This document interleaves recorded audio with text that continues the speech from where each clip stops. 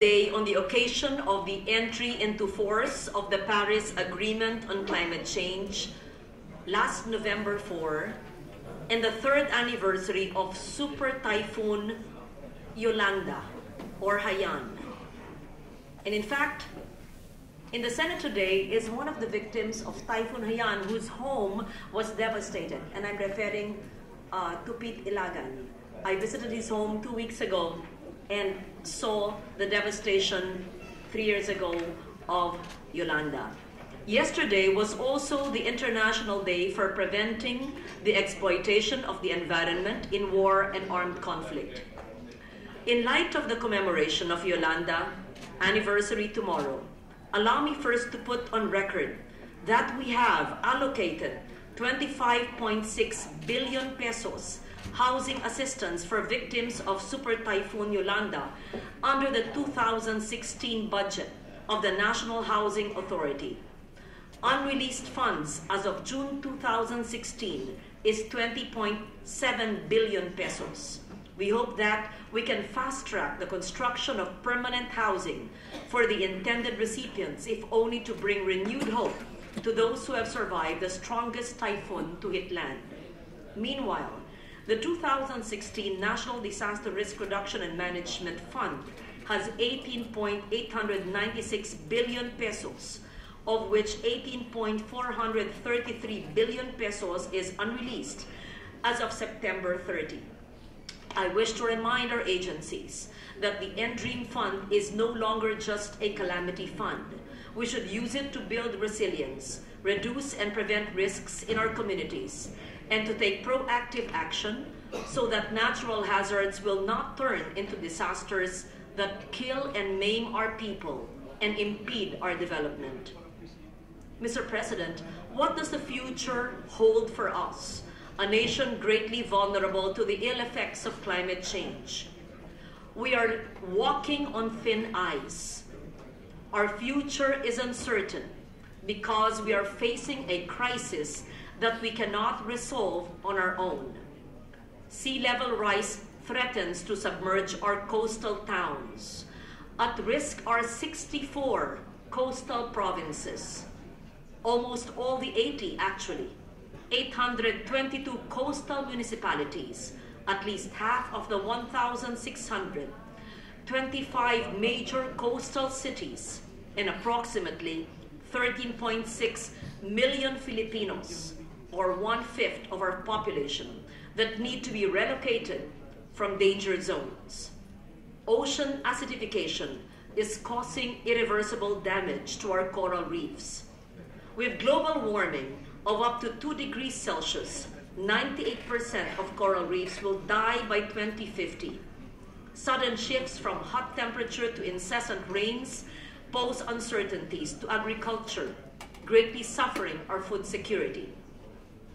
The warming climate is now one of the most significant risks for our World Heritage sites, including our Ifugao rice terraces. Extreme rainfall and heat, heavy floods, and constant changes in weather pose great threat to lives, health, livelihood, and development.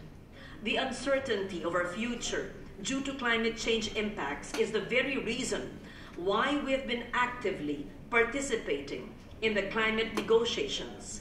The Philippines, as chair of the Climate Vulnerable Forum during the Paris climate talks last December, was among the most influential in the crafting of the Paris Agreement, as it led the call to limit warming to 1.5 degrees Celsius to be able to survive.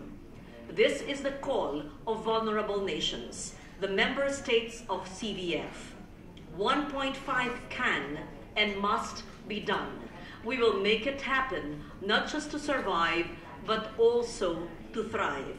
CVF members have a commitment to help each other, to equip ourselves together in this climate fight. According to the Low Carbon Monitor that the CVF will launch soon, limiting global warming to a 1.5 degrees Celsius could raise growth economic output by as much as 1% by the 2040s, since so many of the devastating impacts associated with higher levels of warming would be avoided.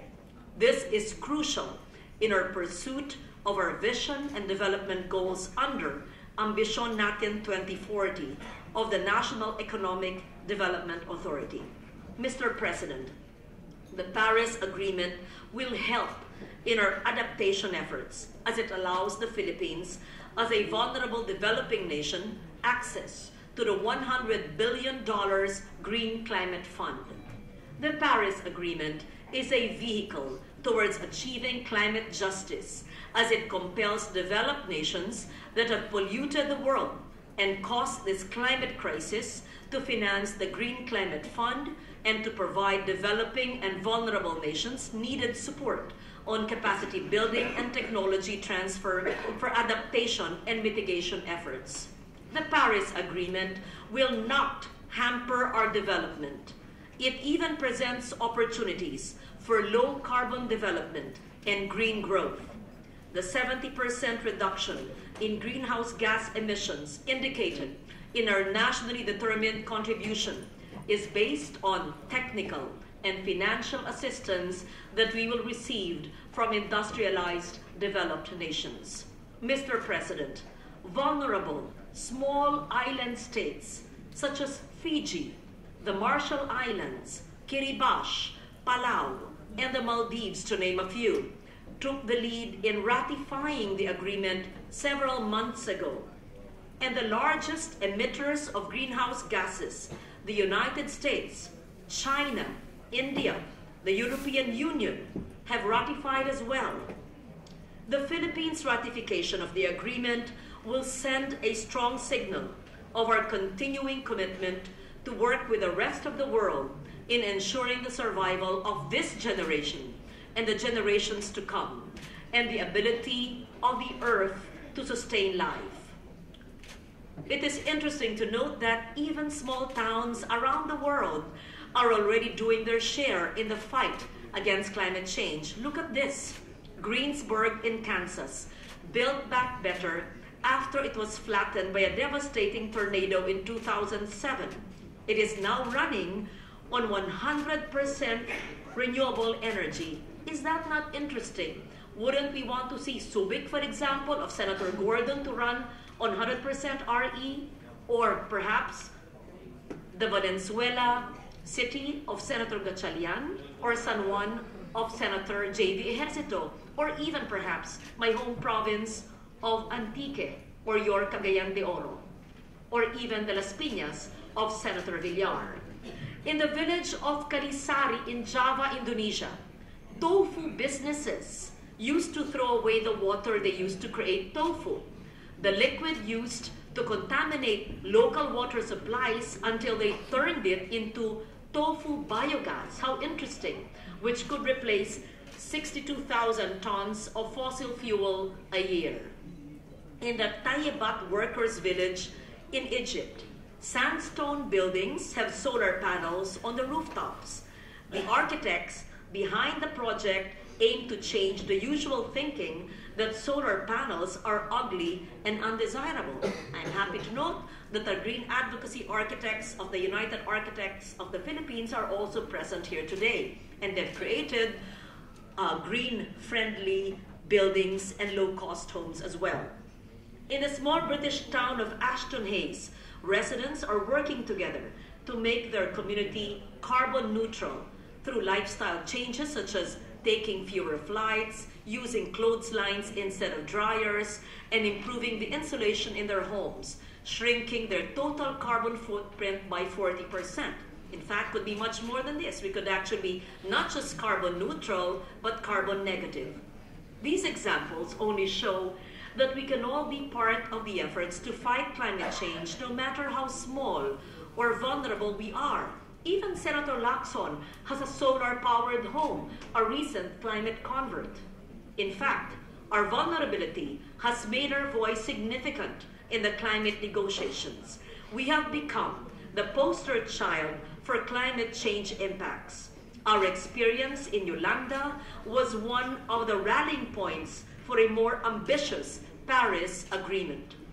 If we fully accept and embrace the agreement, we can influence the decisions on how the accord will be implemented, and we maintain our leadership role in the international climate talks and advocacy if we are part of the discussion.